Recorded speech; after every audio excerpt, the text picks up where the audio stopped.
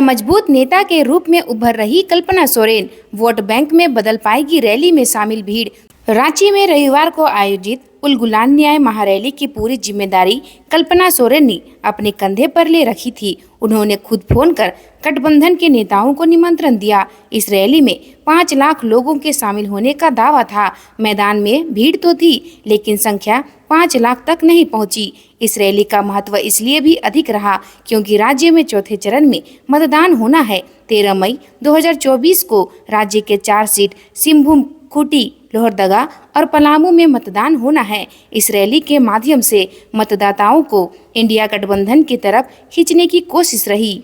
इस रैली की प्लानिंग कल्पना सोरेन की नई टीम ने की थी। कल्पना सोरेन की देखरेख में इसकी पूरी तैयारी हुई। इस टीम में पार्टी के कई युवा चेहरा शामिल रहे हैं। कल्पना सोरेन गांडे उपचुनाव लड़ रही है। हालांकि अब तक आधिकारिक तौर पर इसका ऐलान नहीं हुआ है, लेकिन पार्टी की तरफ से यह संकेत साफ है और कल्पना इसकी तैयारी में जुट गई है।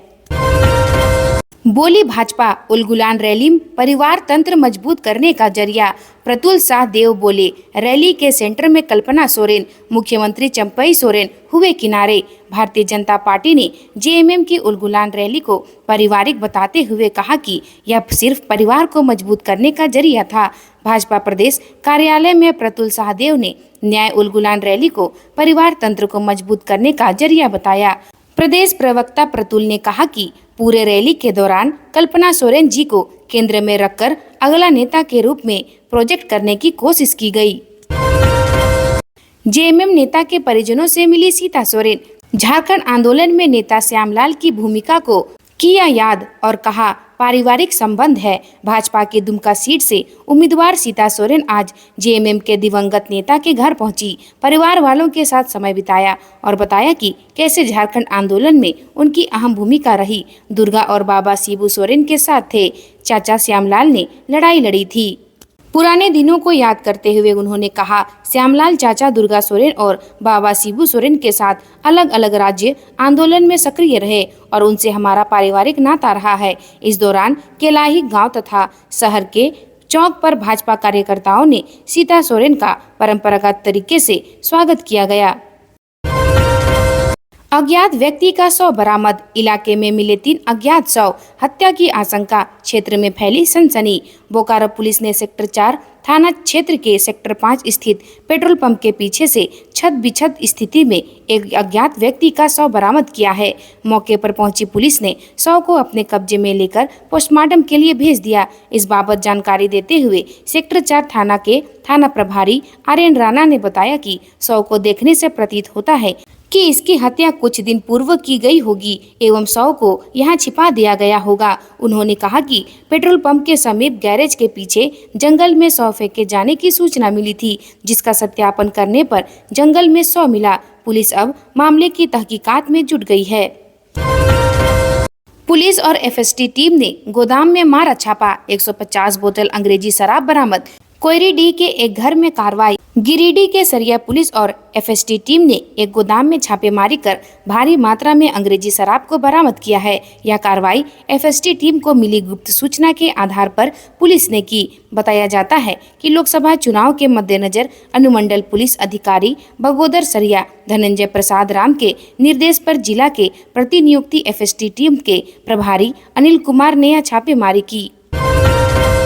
स्कूटी को कार ने मारी टक्कर, एक की मौत। शादी समारोह से लौट रहे पति पत्नी, आमने सामने हुई टक्कर, पति की मौत। गिरिडीह के जमुआ थाना क्षेत्र में सोमवार को हुए दर्दनाक सड़क हादसे में एक व्यक्ति की मौत हो गई, वहीं महिला गंभीर रूप से जख्मी है। मृतक नगर थाना क्षेत्र के भंडारीडीह निवासी विनोद चौधरी है, जबकि घायल मृतक की पत्नी मीरा देवी है। मृतक और घायल दोनों पति पत्नी हैं। घटना की सूचना पर जमुआ थाना पुलिस मौके पर पहुंची और 4 पहिया वाहन और स्कूटी को कब्जे में ले लिया। वहीं पुलिस द्वारा शव को पोस्टमार्टम के लिए गिरिडीह सदर अस्पताल भेज दिया गया।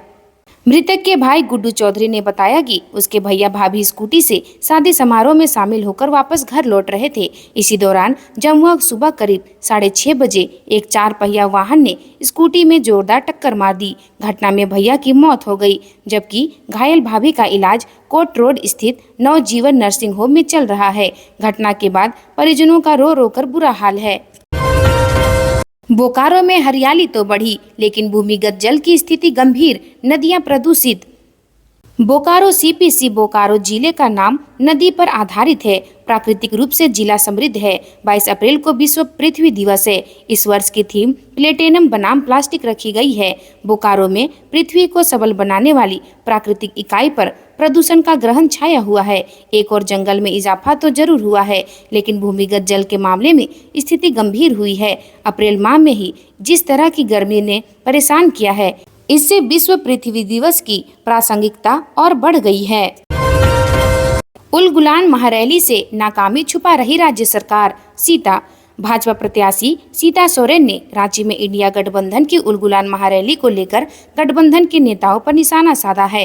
कहा है कि उलगुलान का आयोजन भगवान बिरसा ने अंग्रेजों को भगाने के लिए किया था, लेकिन यहाँ हेमंत सोरेन पार्ट 2 की सरकार अपने उलगुलान महारैली के माध्यम से नाकामियों को छुपाने में लगी है। झारखंड आंदोलन को भी इसमें इन लोगों को बेचने का काम किया गया था।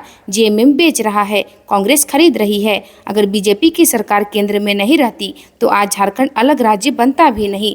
जनता को बेवकूफ बनाने का बहुत बड़ा मंच इन लोगों ने तैयार किया है।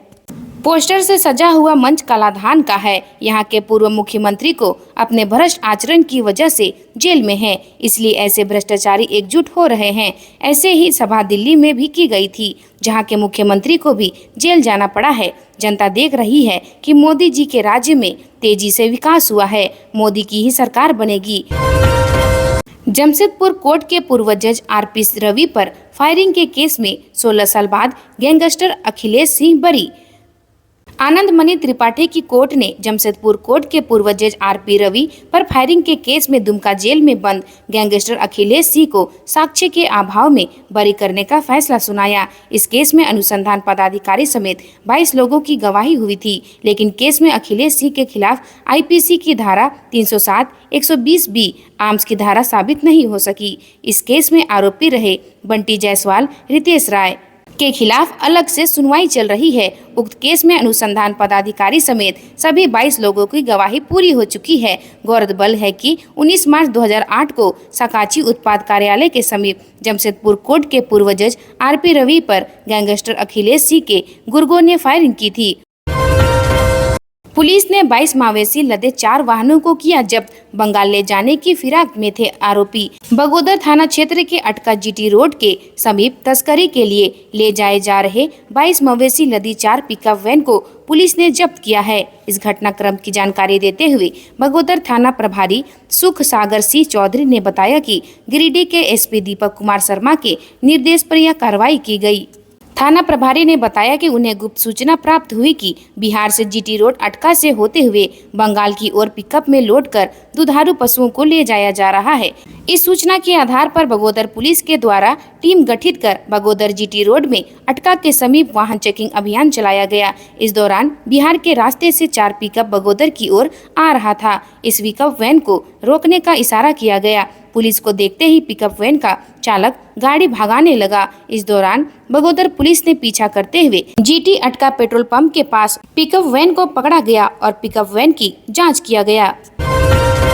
टायर गोदाम में लगी आग, 3 लाख का नुकसान। शहर के पंचमा थाना क्षेत्र के बाजार समिति के समीप स्थित संकट मोचन नामक टायर दुकान के गोदाम में रविवार दोपहर टायर दुकान में आग लग गई। अंदेशा जताया जा रहा है कि कुछ असामाजिक तत्वों ने आग लगा दी। भुक्तभोगी दुकान संचालक मुकेश कुमार ने घटना में 3 लाख का टायर जल जाने की बात कही है। हालांकि सूचना मिलते ही फायर ब्रिगेड की टीम मौके पर पहुंच गई। आसपास के इलाके में अफरा तफरी मच गई। यही नहीं, टायर आग लगने के बाद आग की लपटें और धुआं पूरे शहर में उठने लगे। आग की ऊंची लपटें और धुआं देखकर लोग भयभीत हो गए।